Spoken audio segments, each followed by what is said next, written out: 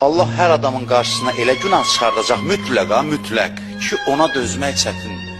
Yoxsa ki, hamı üçün eyni günahlar olsaydı, biri üçün o qədər bizim siyahı tutaram ki, günahlar var ki, bizim yadımıza düşmür onlar. Mənim yadıma düşmür, sənin yadına düşür, sənin qabağına onu çıxardacaq. Səni onunla imtihan olunacaq, eləyəcək. Mən onunla imtihan eləməyəcək, bu mal kiminsə malıdır, götür ya götürmə. Mənim üçün imtihan deyil. Mənim üçün ağlıma gəlmir ki, kiminsə malını götürün cibimə qoyun. Amma bir başqası üçün o imtihandır. İmtihanlığı nədədir? Səbr etməkdə. Özü itayətə və günahdan çəkinməyə səbr eləməkdədir. Əmsal budur, ölçü budur, şəxsiyyətin meyarı budur. Günahdan çəkinməyə dəyər verən səbirdir. Hansı günahdan çəkindin? Çətin idi? Bəli. Səbr elədin? Bəli. Buyur cənnətə. Yoxsa yox. Hər günahdan çəkinməyə cənnət verməzlər.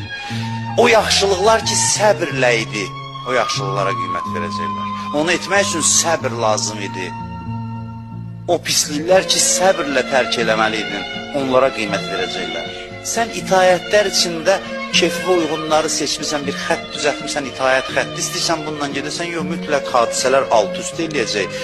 Allah alt-üst eləyəcək hadisələri. Bir hadisə çıxardacaq qabağa ki, səndən tələb olunan bir itayət növü var ki, istəmirsən geri o itayət eləyəsən, səbr eləyəsən, itayətin çətinliyinə. Bax, bütün şey burada həll olur.